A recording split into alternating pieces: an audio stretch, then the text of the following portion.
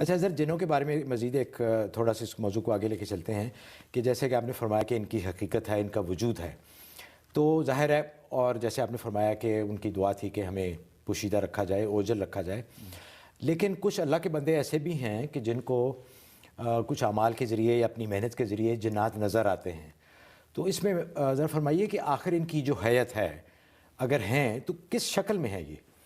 اصل میں اس میں دو قسمیں ہیں جنات کی۔ بعض قسمیں وہ ہیں کہ جن کو اختیار ہوتا ہے کہ وہ اپنی حیت کو بدل لیں، جس شکل میں متشکل ہونا چاہیں وہ اس میں ہو جائیں۔ اس کے لیے بھی اللہ تبارک و تعالیٰ نے ان کو ایک کلمہ دے رکھا ہے کہ اس کلمے کو پڑھتے ہیں اور ایک حرکت ان کو بتائی ہوئی وہ حرکت کرتے ہیں تو جس شکل میں چاہے متشکل ہو جاتے ہیں۔ چنانچہ عبداللہ ابن عباس رضی اللہ تعالیٰ عنہ کی روایت ہے کہ یہ انسان، گدھے، گھوڑے، بلے، سانپ، بچھو، یہ سب جو شکل اختیار کرنا چاہیے اختیار کر سکتے ہیں، اور دوسری قسم وہ ہے کہ جو شکل کو تبدیل نہیں کر سکتے، ان کو یہ اختیار نہیں دیا ہوا۔ تو ان کی مختلف شکلیں ہوتی ہیں، اس کا کوئی تعین نہیں ہے خاص، ویسے یہ ایک ہوا ہے۔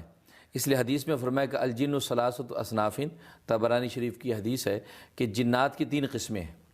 ایک وہ قسم ہے کہ جن کو اللہ نے پر دے رکھے ہیں، وہ اڑتے ہیں، فضاؤں میں اڑتے پھرتے ہیں، اور ایک وہ ہیں کہ جو کتے اور جو ہے سانپ کی شکل کے اندر رہتے ہیں، اور تیسرے وہ ہیں کہ جو ایک جگہ سے دوسری جگہ پہ منتقل ہوتے رہتے ہیں۔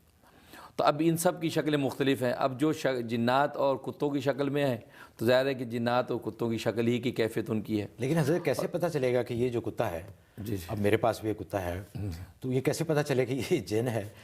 تو ہم تو اس کو ڈنڈے وڈے بھی مار دیتے ہیں، تو اب تو مجھے ڈر لگے گا اسے کچھ کہتے ہوئے۔ صحیح ہے۔ بہرحال یہ تو اللہ تبارک و تعالیٰ کی تکوینی حکمت ہے۔ اس لیے مدینہ کے اندر جب نبی پاک صلی اللہ علیہ وسلم پہنچے ہیں تو وہاں جو جنات تھے وہ سانپ کی شکل میں ہوا کرتے تھے، تو نبی پاک صلی اللہ علیہ وسلم نے مدینہ میں صحابہ سے کہہ دیا تھا کہ کسی بھی سانپ کو قتل کرنے سے پہلے 3 مرتبہ اس کو مہلت دو، تو اگر پھر بھی نظر آئے تو پھر اس کو قتل کر دو، پھر اس کا خون معاف ہے۔ لہٰذا اس لیے یہ لکھا ہے کہ اگر سانپ کی نظر آ جائے تو اس کو یہ مہلت دی جائے، اس کو کہا جائے کہ اگر تم جن بھوت ہو تو چلے جاؤ ورنہ ہم تمہیں قتل کر دیں گے۔ تو حضرت اگر سانپ ہی آپ کو مہلت نہ دے یہ پوچھنے کی۔ خیر ایک کالر ہے، یہ آخری کالر ہیں آج اس پروگرام میں، نثار گیلانی صاحب۔ السلام علیکم نثار صاحب۔ جی السلام علیکم جی، افتخار گیلانی بول رہا ہوں نیو یارک سے۔ اچھا افتخار، الحمدللہ۔ جی مفتی صاحب، میرا ایک چھوٹا سا یہ مسئلہ ہے کہ میں ویسے تو 5 وقت نماز بھی پڑھتا ہوں، عمرے بھی ماشاءاللہ میں نے کیے ہوئے ہیں، اور حضور پاک کی زیارت بھی مجھے ہوئی ہے۔ میرا پچھلے 15 سال سے یہ مسئلہ ہے کہ میرا جہاں پہ بھی رشتہ طے ہوتا ہے 99 پہ، مطلب اس حساب سے اندازہ لگا لیں کہ شادی کی تاریخ طے ہو جاتی ہے، سب کچھ ہو جاتا ہے، لیکن شادی سے پہلے ہی کچھ ایسا مسئلہ ہو جاتا ہے کہ وہ مطلب انجام کو نہیں پہنچتی کوئی چیز۔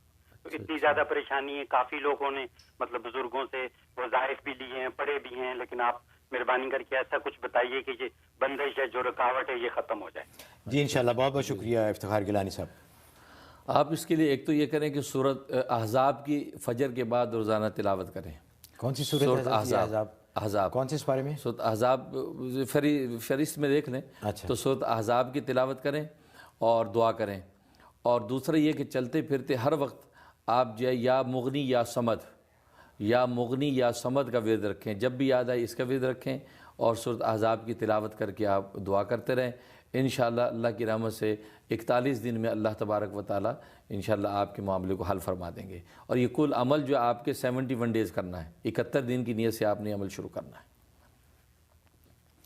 اچھا حضرت، وقت تھوڑا ہی رہ گیا ہے، ایک ای میل کے ذریعے سوال آیا ہے، بڑا دلچسپ سوال ہے کہ آسیب اور آسیبی نظر، اس میں کیا فرق ہے اور کیسے پتہ چلتا ہے، کیا سمٹمز ہوتے ہیں کہ جس کی وجہ سے پتہ چلے کہ اس کو آسیب ہے یا کوئی نظر لگی ہوئی ہے؟ اصل میں نظر جو ہے کا معاملہ تو برحق ہے کہ نظر لگتی ہے، تو جس طریقے سے انسانوں کی نظر لگتی ہے ایسے جنات اور آسیب کی نظر لگتی ہے۔ تو آسیب اور جنات میں کوئی بنیادی فرق نہیں ہے، دونوں ایک ہی چیزیں، صرف کیفیت کا فرق ہے۔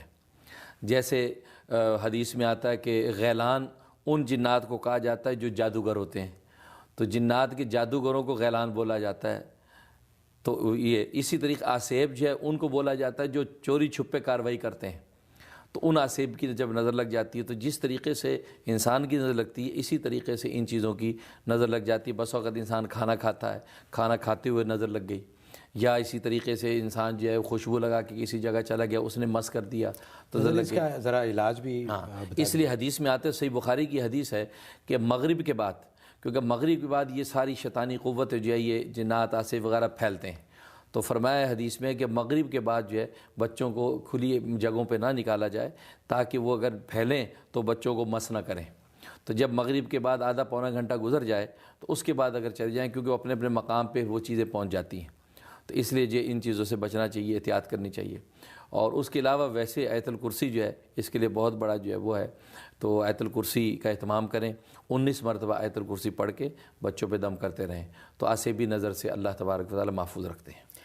اچھا حضرت, وقت ختم ہو جاتا ہے کہ لیکن یہ موضوع اتنا وسیع ہے تو انشاءاللہ اس کو اگلے ہفتے بھی جاری رکھیں گے. بہت سارے سوالات ہیں ذہن میں جو خاص طور پہ جنات کے بارے میں اکثر لوگ ہم سے بھی پوچھتے ہیں. کچھ لوگ تو کہتے ہیں کہ یہ ایگزسٹ ہی نہیں کرتے کیونکہ نظر نہیں آتے.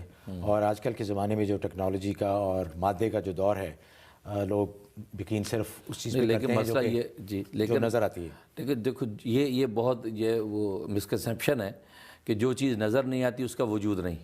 یہ بات یاد رکھیں, کسی چیز کا نظر نہ آنا اس کے عدم وجود پر دلیل نہیں ہے. ورنہ یہ عقل مند جو سائنس ٹیکنالوجی کی وجہ سے ان چیزوں کا انکار کرتے ہیں, یہ اپنی عقل کو دکھائیں. ان کی عقل نظر نہیں آتی تو اپنی عقل کا انکار کریں. پھول کی خوشبو نظر نہیں آتی, خوشبو کا انکار کریں. بدن کا درد نظر نہیں آتا, اس درد کا انکار کریں. وہ سمٹمز بتاتے ہیں کہ اس آدمی میں عقل ہے, عاقلانہ باتیں کر رہا ہے, یہ پھول کے اندر خوشبو ہے. تو اصل میں یہ بہت بڑا دھوکہ ہے, مغالطہ ہے کہ لوگ کہتے ہیں یہ نظر نہیں آتا لہٰذا اس کے وجود کا انکار. تو دنیا میں سب سے بڑی چیز تو عقل مندوں کی عقل ہے, عقل نظر نہیں آتی تو لہٰذا اس کا بھی انکار کرنا چاہیے.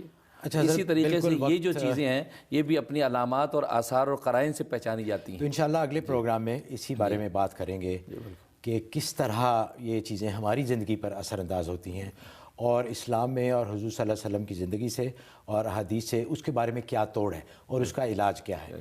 تو ناظرین, آپ کا بہت بہت شکریہ ہمارے ساتھ اس پروگرام میں رہنے کا. بہت کالز تھیں, ہم کچھ کالیں لے بھی نہیں سکے. انشاءاللہ یہ ہر اتوار کو ہم آپ کی خدمت میں حاضر ہوا کریں گے. تو انشاءاللہ آپ کو اگلے پروگرام میں یا اس سے ضرور موقع ملے گا کہ آپ اپنے مسائل اور اس کی رہنمائی کے ذریعے حضرت سے حاصل کر سکیں. انشاءاللہ اگلے اتوار اسی چینل پہ رات 9 بجے لائیو آپ کی خدمت میں حاضر ہوں گے. تب تک کے لیے ہمیں اجازت دیجیے. اللہ حافظ. پاکستان پائندہ باد.